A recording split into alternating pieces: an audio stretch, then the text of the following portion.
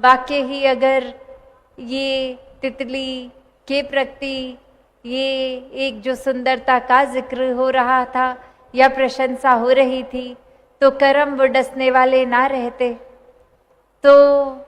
यहीं अब अगर हम भक्तों की बात फिर से जोड़ें तो यही सामने आता है कि संतन के मन रहत है सबके हित की बात, घट घट देखे अलग को पूछे जात ना पात। कि कैसे संतों ने हमेशा सबको एक साथ एक समान दर्जा दिया, सबका सत्कार किया, सबको साथ लेके आगे बढ़े, सबके जीवन में परमात्मा हो बस इसी प्रयास में अपने जीवन को भी लगा दिया। मुंह पे सिर्फ अच्छी बातें और पीठ पीछे जहर पहुंचाने का काम नहीं किया। तो जहाँ जो इंसान इस कहानी में जैसे वो बिच्छू वाले कर्म कर रहे हैं कि मुंह पर तो तारीफ और फिर मौका देखते ही दुख पहुंचाना, कष्ट देना, तो ऐसे इंसानों की तो भक्त श्रेणी में गिनती नहीं होती। चाहे दिखावे में तो सब दिखा देंगे कि हाँ हम तो परमात्मा में मानते हैं, हम तो सत्संग भी आते हैं, एक हमारे कर्म तो कितने सुंदर हैं, हम तो समाज में दान पुण्य का काम भी कर लेते हैं, एक वाहवाही हमारी बहुत है। तो ऐसा करना और साथ ही एक कर्म रूप में फिर छल कपट से किसी की धन को छीनना, किसी के शरीर को कष्ट पहुंचाना, किसी की मानसिक स्थिति खराब करनी, तो ऐसे फिर वो चाहे कितना भी एक अपने आप को इंसान धार्मिक श्रेणी में गिनवाए, पर असल में वो भक्त श्रेणी से तो बहुत ही दूर है। तो जीवन में अनेक उदाहरण हैं, इतिहास में भी आज भी, कि एक जीवन को कैसे जिया जा सकता है। तो ये चुनाव अब हमारा कि एक वरदान रूप, एक फरिश्ता रूप जीवन को भक्ति में जीकर जिया जाए, या फिर एक शैतान रूप का भी जीवन। यही इंसान के शरीर से ऐसे भी उदाहरण देखे गए हैं कि काया तो वही इंसान की, शक्ल आकार भी वैसा, पर ये एक नियत, एक जीवन में व्यवहार, एक इंसान की ये जो एक व्यवहार रूप कह ले,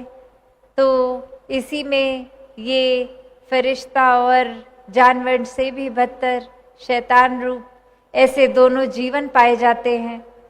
तो संतों ने हमेशा कैसा जीवन जीना सिखाया, तो बहुत ही स्पष्ट हर कोई, जैसे आज भी सत्संग में वही बात करके गया कि एक संत के मन में तो हमेशा पीड़ा रहती है कि हर किसी का उपकार होता जाए। ये आत्माएं चाहे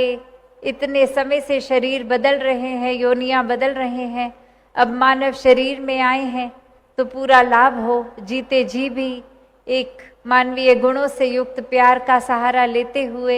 एक सहनशील, विनम्र, करुणा, दया इत्यादि सारी अच्छाइयों को साथ लेकर चले और इस परमात्मा को जानते हुए वाकई ही इंसानियत रग रग में आ जाती है, श्वास श्वास में आ जाती है, और फिर जीते जी ही ये मुक्ति और मौत होने पे भी ये मुक्ति। तो फिर हर पल में ये बंधन से मुक्त की बात है, भ्रमों भुलेखों से दूर रहकर जीवन जिया जाता है। ऐसा ही भक्तों ने खुद भी जीकर सिखाया और संदेश भी दिया, और ऐसा ही जीवन हर किसी के हिस्से आ सकता है। तो जहाँ हमेशा निराकार को, परमात्मा को प्राथमिकता बनाकर जीने की सिखलाई ही मिली है भक्तों द्वारा, ऐसा ही जीवन हर किसी के हिस्से आए। सेवा, सुमिरन और सत्संग के भावों से युक्त एक मन को खाली करके, अभिमान में नहीं, दिखावा रूप नहीं, वाकई ही समर्पित भाव से संसार की सेवा हो। एक मन को दातार के साथ जोड़कर ये सिमरन रूप 24 घंटों का रहे, और सत्संग में आने के लिए ये सत्य के साथ नाता, ये संत रूप सभी एक दूसरे को ये जो शिक्षाएं रूप मिलती हैं, तो इसके प्रति मन हमेशा एक आकर्षित रहे। तो संसार में जहाँ जीवन मिला है, एक घर परिवार इत्यादि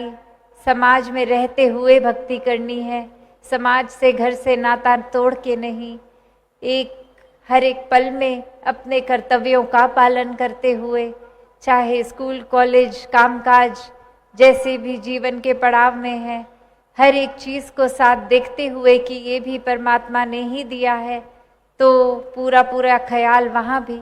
और मन ये सारा काम करते हुए भी परमात्मा में ही लगा रहे अगर ये लगन, तो वाकई ही सब बहुत सहज हो जाता है जीवन में।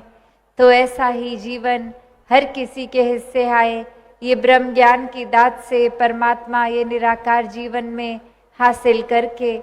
फिर हर पल प्रेमा भक्ति